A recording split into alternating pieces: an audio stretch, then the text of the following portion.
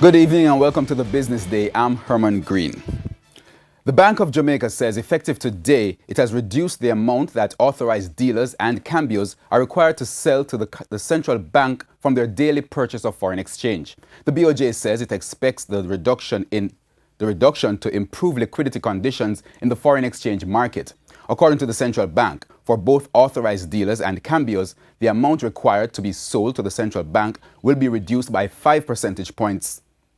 These institutions currently sell 25 and 20% respectively of their daily foreign exchange purchases to the central bank in what is called surrender arrangements under the public sector entity PSE facility.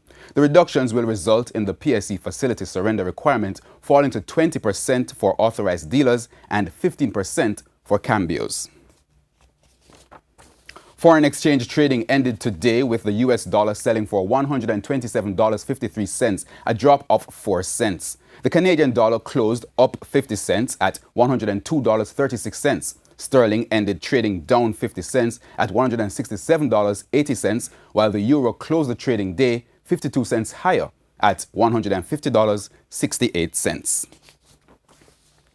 For the second week in a row, motorists are facing higher petrol prices.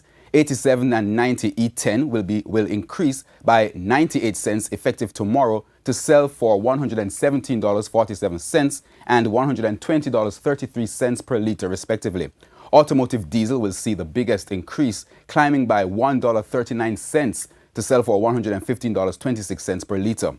Ultra-low sulfur diesel will also go up by 91 cents to trade at $120.21. Kerosene will see a marginal increase of 21 cents to $94.64. Butane and propane will go up 91 cents to sell for $49.62 and $54.01 per litre, respectively. Oil prices have slipped after a surprising increase in U.S. crude inventories. Crude inventories rose by 856,000 barrels in the week to October 20. Analysts had expected a decrease of 2.6 million barrels. Productions rebounded from a fall-off due to Hurricane Nate and imports rose.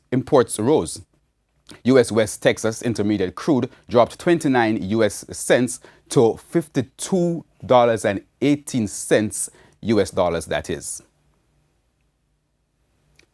In today's trading session, the JSE index advanced by 691 points to close at 289,238.